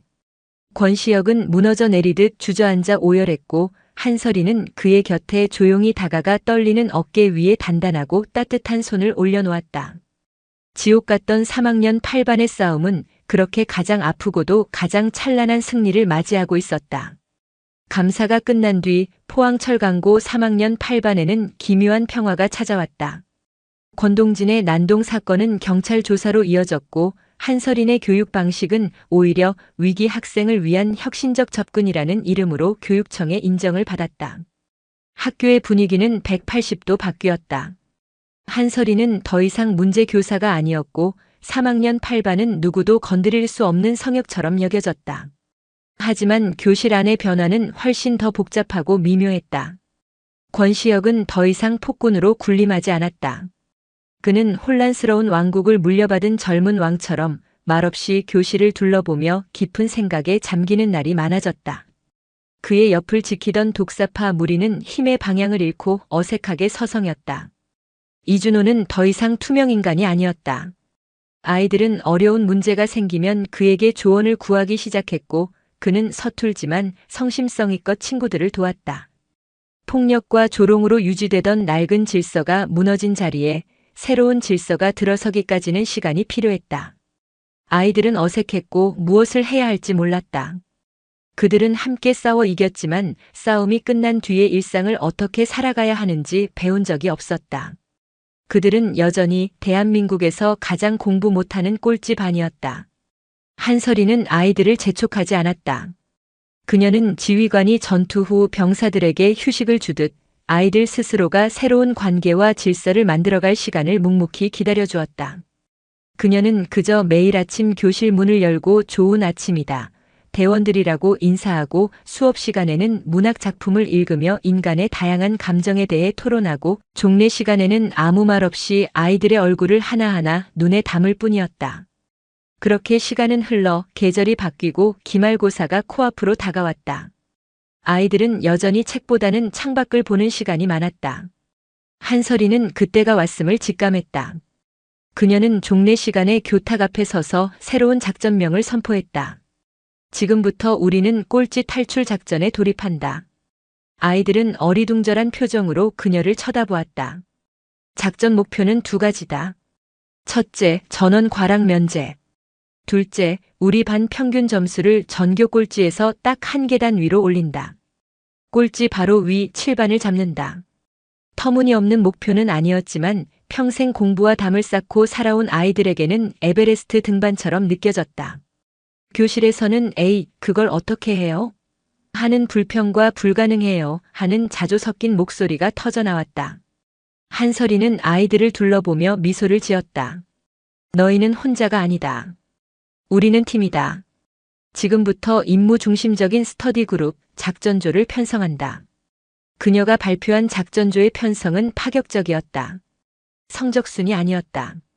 그녀는 그동안 아이들을 관찰하며 파악한 개개인의 아주 작은 장점들을 기준으로 조를 짰다. 알파조. 수학 담당 교관 김철민. 넌 그래도 구구단은 정확하잖아. 나머지 조원들은 훈련병이다. 내 지시에 따라 집합과 분배의 법칙부터 다시 배운다. 브라보죠. 영어 담당 교관 박미소. 넌 팝송 가사는 잘 따라 부르더군. 알파벳부터 다시 시작한다. 책임지고 조원들 모두 자기 이름은 영어로 쓰게 만들어라. 이런 식이었다. 비록 전교 석차는 바닥이었지만 아주 조금이라도 나은 구석이 있는 학생을 교관으로 임명하고 그에게 책임과 권한을 부여했다. 아이들은 처음으로 누군가를 가르쳐야 한다는 책임감에 당황하면서도 내심 싫지 않은 표정이었다. 모두의 시선은 권시혁에게 쏠렸다. 그에게는 어떤 임무가 주어질까? 한설이는 권시혁을 바라보며 말했다. 권시혁, 너는 이 작전의 총괄 지휘관을 맡는다. 네? 제가요? 권시혁이 놀라 되물었다. 그래. 내 강점은 수학 문제를 푸는 머리가 아니야. 싸움의 판을 읽고 상대의 약점을 파고들고 한번 시작하면 끝을 보는 그 전략과 깡이다. 그 능력을 이제 싸움이 아닌 이 작전에 써라. 각 조의 학습 진행 상황을 체크하고 뒤처지는 조원은 독려하고 문제가 발생하면 해결한다. 이 작전의 성패는 너에게 달렸다. 그것은 신의 한 수였다. 한설이는 그의 리더십과 승부욕을 긍정적인 방향으로 발현할 수 있는 완벽한 판을 깔아주었다. 권시혁의 눈빛이 달라졌다. 그는 더 이상 방황하는 왕이 아니었다. 명확한 임무를 부여받은 지휘관이었다. 그날 이후 3학년 8반의 풍경은 완전히 달라졌다. 아이들은 난생 처음으로 교과서를 진지하게 들여다보았다. 물론 과정은 순탄치 않았다. 교실 곳곳에서 싸움과 고성이 터져나왔다. 이 새끼야, 이걸 왜 이해를 못해? 내 설명이 개떡 같으니까 그렇지. 하지만 그 싸움은 예전의 감정적인 폭력과는 달랐다. 어떻게든 함께 목표를 달성하려는 처절하고도 서툰 몸부림이었다. 권시혁은 지휘관으로서의 재능을 유감없이 발휘했다. 그는 잠만 자는 학생의 멱살을 잡고 내가 졸면 우리 조 평균이 깎인다. 정신 차려. 라고 윽박질렀고 진도를 따라가지 못해 좌절하는 아이의 어깨를 두드리며 괜찮아. 여긴 나도 모르겠다. 옆 조 교관 불러와. 라며 해결책을 모색했다. 그는 더 이상 주먹으로 통제하지 않았다. 공동의 목표와 책임감으로 아이들을 이끌었다. 시험 전날 밤 8반 교실은 늦게까지 불이 꺼지지 않았다. 아이들은 컵라면을 나눠 먹으며 서로에게 마지막 벼락치기 족집게 강의를 해주고 있었다. 그 모습은 꼴찌 반의 교실이 아니라 중요한 작전을 앞둔 특수부대원들의 숙소처럼 보였다. 한설이는 복도에서 창문 너머로 그 모습을 흐뭇하게 지켜볼 뿐이었다. 결전의 날 기말고사가 끝났다. 그리고 며칠 후 성적표가 나왔다. 기적은 일어나지 않았다. 아이들의 성적이 갑자기 수직 상승하여 상위권이 되는 일은 없었다. 하지만 놀라운 결과가 있었다. 과락, 즉 낙제점을 받은 학생이 단 한 명도 없었다. 모두가 자신의 힘으로 찍지 않고 문제를 풀어 얻어낸 부끄럽지 않은 점수를 받아들었다. 마지막으로 교실 게시판에 전교 반 평균 석차표가 붙었다. 아이들은 침을 삼키며 게시판으로 몰려들었다. 권시혁이 대표로 맨 아래부터 확인했다. 맨 마지막 칸 9등은 3학년 7반이었다. 아이들은 믿을 수 없다는 듯 다시 한번 확인했다. 그리고 8등 칸에 적힌 3학년 8반이라는 글자를 발견했다. 우리가 이겼다. 누군가의 외침을 시작으로 교실은 떠나갈 듯한 환호성으로 가득 찼다. 아이들은 서로 부둥켜 안고 소리를 지르고 주먹을 허공에 휘둘렀다. 고작 전교 꼴찌를 면했을 뿐인데 마치 수능 만점이라도 받은 것처럼 기뻐했다. 그것은 점수의 승리가 아니었다. 우리도 할 수 있다는 가능성의 증명이었고 함께 땀 흘려 이뤄낸 첫 번째 성공이었다. 한설이는 교탁 앞에서 박수를 치며 환하게 웃고 있었다. 잘했다, 대원들. 우리는 더 이상 꼴찌가 아니다. 우리는 포항철강고 3학년 8반 하나의 팀이다. 아이들의 환호성이 교실을 넘어 잿빛 공장지대 위로 퍼져나갔다. 패급들의 집합소는 사라졌다. 그 자리에는 수많은 상처와 실수를 딛고 함께 싸우고 승리하는 법을 배운 강철의 팀이 서 있었다. 그들의 진짜 성장은 바로 지금부터 시작이었다. 기말고사에서 전교 꼴찌 탈출이라는 작은 기적을 이뤄낸 3학년 8반의 변화는 조용하지만 거대한 파도처럼 학교 전체로 퍼져나갔다. 더 이상 아이들은 3학년 8반 교실 앞을 지나갈 때 노골적인 경멸이나 두려움의 시선을 보내지 않았다.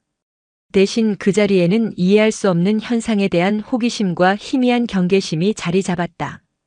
패급들의 집합소, 교사들의 무덤이라 불리던 그곳에서 대체 무슨 일이 일어나고 있는지 모두가 궁금해했다. 교실 안의 공기는 이전과 비교할 수 없을 만큼 달라졌다. 욕설과 담배 연기가 가득했던 공간은 이제 어색하나마 서로의 안부를 묻는 목소리와 희미한 웃음소리로 채워졌다. 물론 아이들이 하루아침에 모범생이 된 것은 아니었다. 여전히 수업 시간에는 조는 아이들이 있었고 복도에서는 거친 말투가 오갔다. 하지만 그들의 눈빛이 달라져 있었다.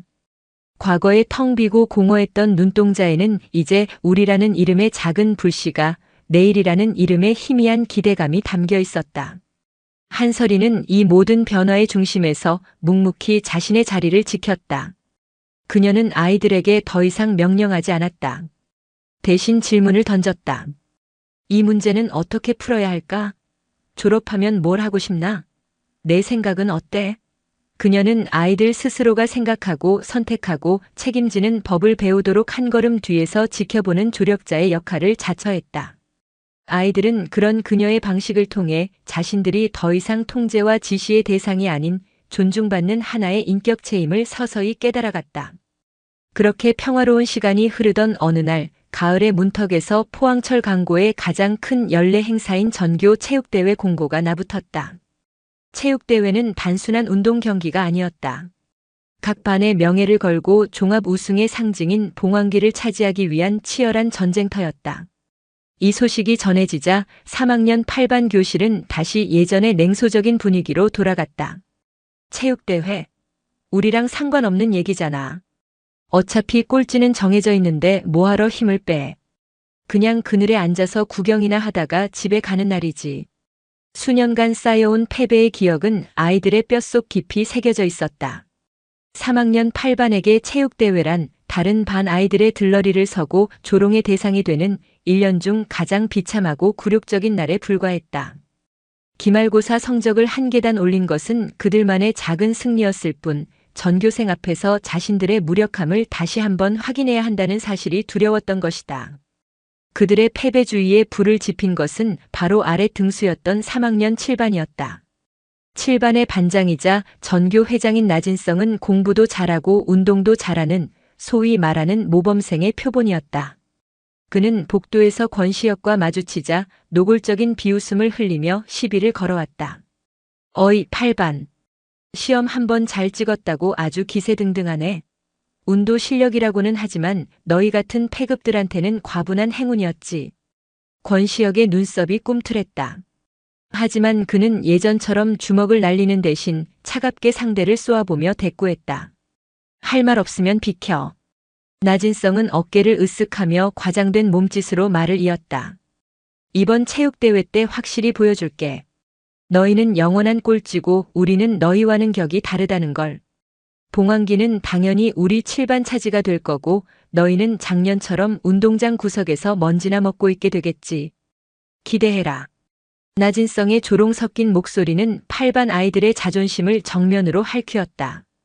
교실로 돌아온 권시혁의 얼굴은 굳어 있었고 그 소식을 전해 들은 아이들의 얼굴에도 분노와 함께 어쩔 수 없는 무력감이 번져나갔다. 종례 시간 침묵에 잠긴 교실을 둘러보던 한설인이 입을 열었다. 체육대회 참가 종목 신청서를 오늘까지 제출해야 한다. 아무도 대답이 없었다.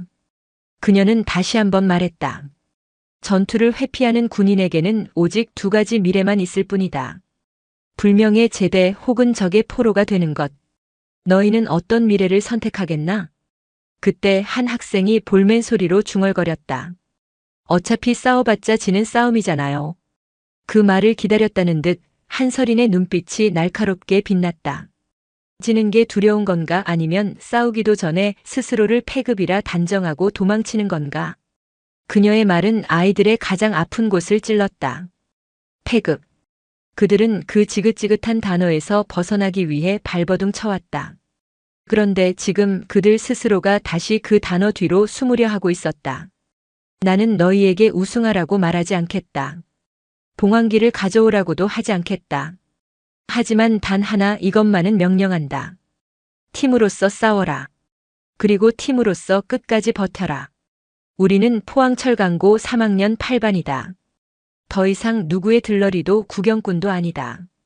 이 운동장의 당당한 주역이다. 그녀의 목소리는 교실 전체를 압도하는 힘이 있었다.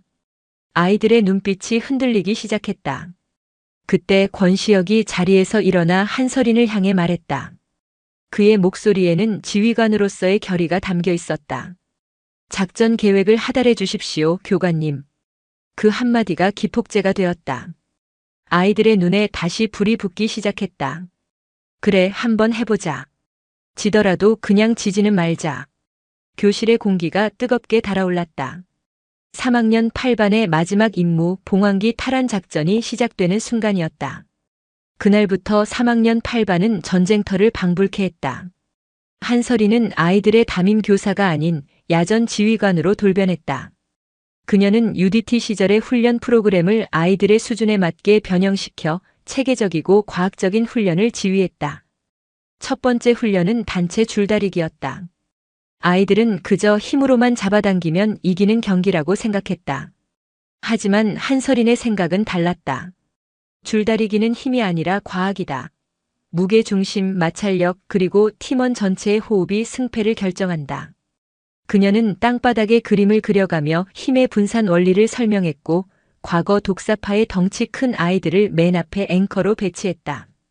그리고 구령에 맞춰 온몸에 무게를 실어 동시에 눕고 일어서는 동작을 수백 번 반복시켰다. 처음에는 오합지졸이었던 아이들은 훈련이 거듭될수록 하나의 거대한 생명체처럼 일사불란하게 움직이기 시작했다. 계주 훈련은 더욱 혹독했다. 한설이는 아이들에게 바통을 단순한 막대기가 아닌 팀의 심장이라고 가르쳤다. 바통을 놓치는 것은 작전 중에 동료를 버리는 것과 같다. 앞사람을 믿고 뒷사람을 책임져라. 시선은 정면, 속도는 최대로. 이준호는 의외의 재능을 보였다. 늘 구석에 있던 그는 사실 긴 다리를 가진 숨겨진 준족이었다. 한설이는 그를 마지막 주자로 발탁했다.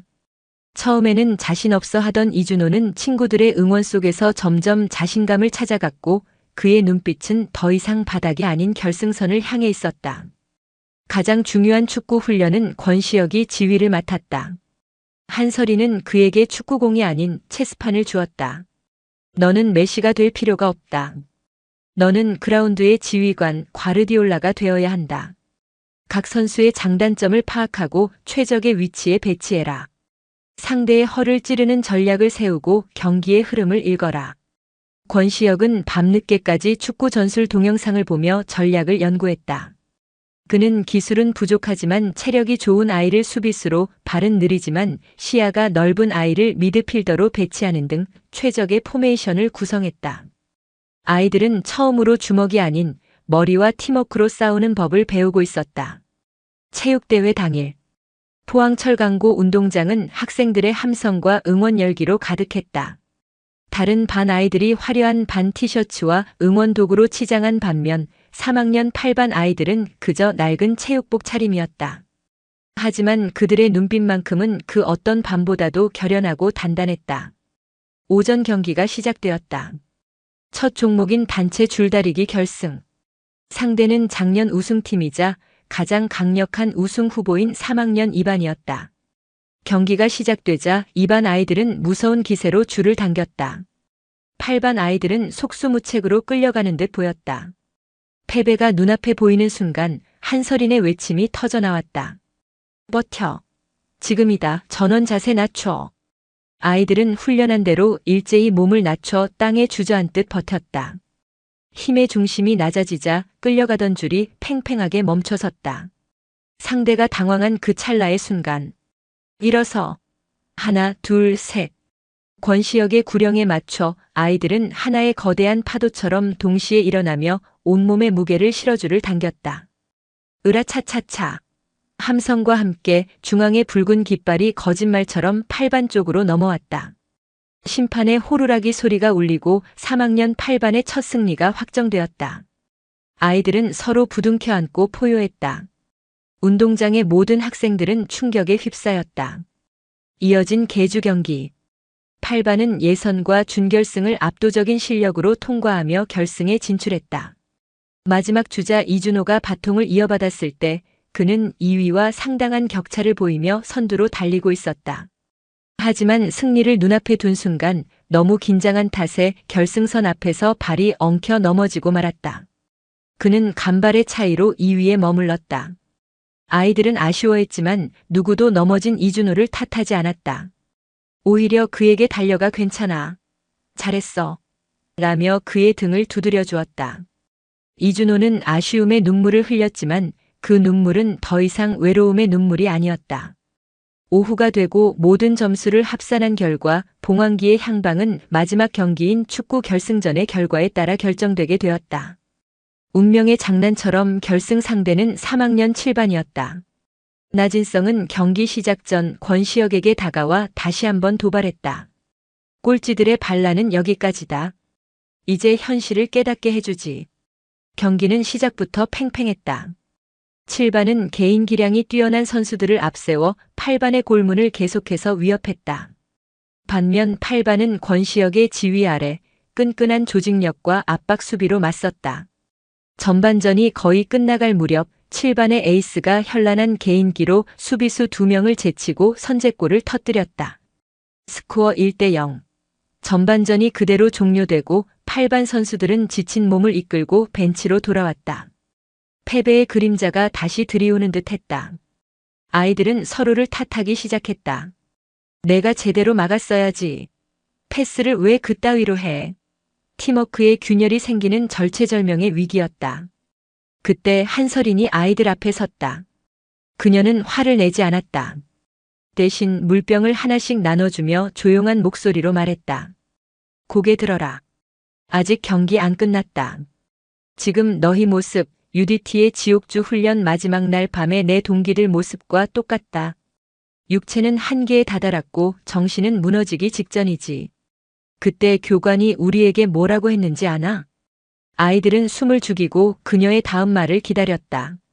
옆에 있는 동기를 보라고 했다. 내가 지금 포기하면 내 동료가 내 몫까지 고통받아야 한다고. 축구도 마찬가지다. 이건 너 혼자만의 싸움이 아니야. 내가 한 번 더 뛰면 내 옆에 동료가 조금 더 편해진다. 내가 한 번 더 소리치면 무너지려던 동료가 정신을 차린다. 점수는 잊어라. 전술도 잊어라. 후반전 마지막 1초까지 오직 옆에 있는 동료를 위해 뛰어라. 그것이 우리가 오늘 증명해야 할 모든 것이다. 그녀의 말은 지친 아이들의 심장에 다시 불을 지폈다. 권시혁은 자리에서 일어나 동료들을 향해 고개를 숙였다. 미안하다. 내가 흥분했다. 후반전 진짜 마지막이다. 한번 해보자. 아이들은 말없이 서로의 어깨를 두드리며 다시 그라운드로 나섰다. 그들의 눈빛은 전반전과는 완전히 달라져 있었다. 후반전은 전쟁이었다. 8반 아이들은 마치 한 몸처럼 뛰었다. 한 명이 뚫리면 2명이 달려들어 막았고 공을 뺏기면 다 함께 압박했다. 경기 종료 5분 전 코너킥 상황에서 이준호가 헤딩으로 극적인 동점골을 터뜨렸다. 스코어 1대1. 운동장은 열광의 도가니에 빠졌다. 경기 종료 휘슬이 울리기 직전 마지막 공격 기회가 8반에게 찾아왔다. 역습 상황, 권시혁이 공을 몰고 상대 골문으로 질주했다. 골키퍼와 1대1 상황. 그가 슈팅을 하려는 순간 그의 눈에 더 좋은 위치에서 쇄도하는 동료의 모습이 들어왔다. 영웅이 될 수 있는 기회를 눈앞에 두고 그는 망설임 없이 패스를 선택했다. 공을 받은 동료가 침착하게 골문 안으로 공을 밀어넣었다. 버저가 울렸다. 역전. 2대1 3학년 8반의 승리였다. 심판의 경기 종료 휘슬이 울리는 순간 3학년 8반 아이들은 모두 그라운드에 쓰러져 얼싸안고 울었다. 그것은 승리의 기쁨을 넘어 함께 고난을 이겨낸 자들만이 나눌 수 있는 뜨거운 눈물이었다. 폐회식 종합 우승을 차지한 3학년 8반의 이름이 호명되자 운동장에는 잠시 정적이 흘렀다. 이내 다른 학년 학생들 사이에서 박수 소리가 터져 나오기 시작했다. 그것은 더 이상 조롱이나 동정이 아닌 진심 어린 존경과 인정의 박수였다. 권시혁이 대표로 단상에 올라가 봉황기를 받아들었다. 묵직한 봉황기를 들어올리는 그의 뒤로 땀과 흙먼지로 범벅이 된 3학년 8반 아이들이 당당하게 서 있었다. 한설이는 운동장 저편에서 그 눈부신 광경을 조용히 지켜보며 미소 짓고 있었다. 모든 행사가 끝나고 해가 저무는 텅 빈 교실. 아이들은 돌아갔지만 권시혁과 이준호는 교실에 남아 창밖을 보고 있었다. 교실 한가운데에는 오늘 그들이 피와 땀으로 쟁취한 봉황기가 조용히 빛나고 있었다. 이제 정말 끝난 건가? 이준호가 나지막이 말했다. 아니, 이제 시작이겠지. 권시혁이 대답했다. 그때 교실 문이 열리고 한설인이 들어왔다. 그녀는 봉황기를 한번 바라보고 두 학생을 보며 말했다. 훌륭한 작전 수행이었다. 너희 모두는 최고의 대원이었다. 전부 선생님 덕분입니다. 권시혁이 진심을 담아 말했다. 한설이는 고개를 저었다. 아니, 너희 스스로가 해낸 거다. 나는 그저 너희 안에 잠들어 있던 힘을 믿었을 뿐이다. 졸업이 얼마 남지 않았다. 세상은 학교보다 훨씬 더 거칠고 힘든 작전 지역일 거다. 하지만 기억해라. 너희는 더 이상 혼자가 아니라는 걸. 그리고 너희는 결코 패급이 아니라는 걸. 그녀의 눈빛은 그 어느 때보다 따뜻하고 깊었다. 포항의 잿빛 하늘 위로 마지막 노을이 붉게 타오르고 있었다. 패급들의 집합소였던 3학년 8반의 교실은 이제 수많은 상처와 실수를 딛고 함께 싸우고 승리하는 법을 배운 강철의 전우들이 그들의 영원한 지휘관과 함께 세상으로 나아갈 준비를 마친 가장 자랑스러운 작전 베이스 캠프가 되어 있었다. 그들의 진짜 비행은 이제 막 시작될 참이었다. 영상이 유익하셨다면 구독과 좋아요, 댓글까지 부탁드리겠습니다.